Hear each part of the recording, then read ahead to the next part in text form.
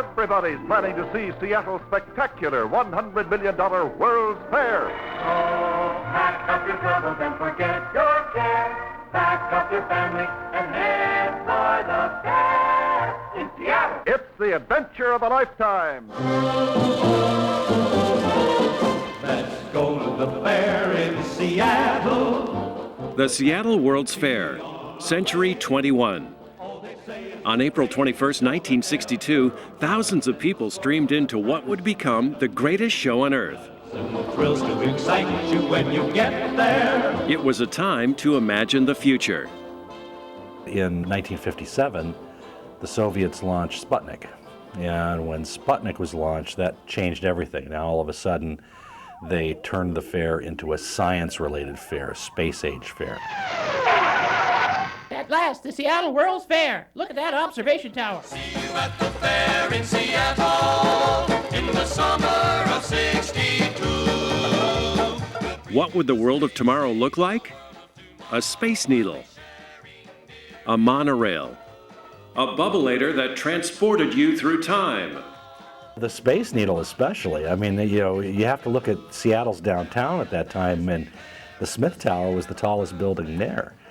So the Space Needle towered above. It really stood out. They call it the Space Needle, and the restaurant on top revolves. High above Seattle's skyline, high above our great World's Fair, half the happiness will be mine, the other half for you to share. And of course the monorail at the time, that was considered that people thought this is what we'd be taking around in another 40 or 50 years. There was monorails all over the area. See you in Seattle. See you at the fair. Seattle invited the world to Century 21, and the world showed up. 45 countries participated, along with a host of dignitaries. Everybody's talking about the big World's Fair in Seattle. When Century 21 made the cover of Life magazine, look who followed the buzz to Seattle: Bobby Kennedy, former President Richard Nixon, and astronaut John Glenn. For a fascinating trip into a world of space. Huge amounts of crowds came out that day to see John Glenn. He had just performed the triple orbit of the Earth, American man in space, all this kind of thing. A true American hero.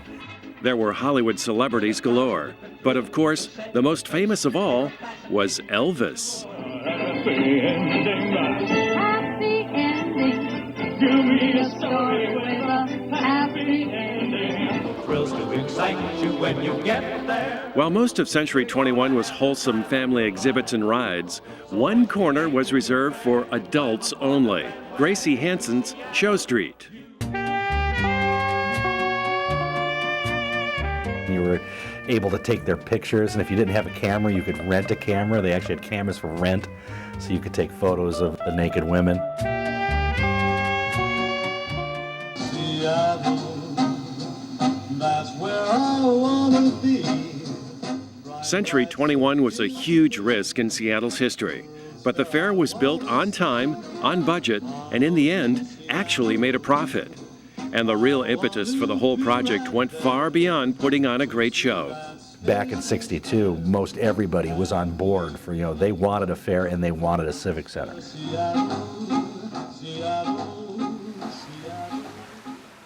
A lot of people don't realize that these buildings originally were built for 6 months, and they've been standing and used for what will be 50 years now. Seattle Center is now one of the city's greatest community assets, and it's taking advantage of the upcoming 50th anniversary of the World's Fair to shape its own future.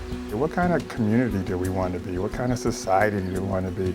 And that's why the themes from the next 50 are so important. When you talk about sustainability and science and technology and global health and learning and commerce and civic action, those things are important to us as a society, are important to us as a community. This planned World's Fair celebration and look ahead is called the Next 50 and runs from February through October in 2012. It's already kicked off with the release of a huge new book written by Alan Stein and Paula Becker. One thing that was really satisfying about the research for this book was that not only did we have a full set of records from the exposition company, but we also had people to interview and people who we could go to. The most amazing stories, memories. This is bringing up so many memories for people, and I think Seattleites are very proud of this fair. They were proud of it when it happened, and they remember it so lovingly now. More of Century 21's history is captured in a new documentary special premiering in February on KCTS 9 television. MOHI is planning a huge exhibit on Century 21 artifacts and imagery.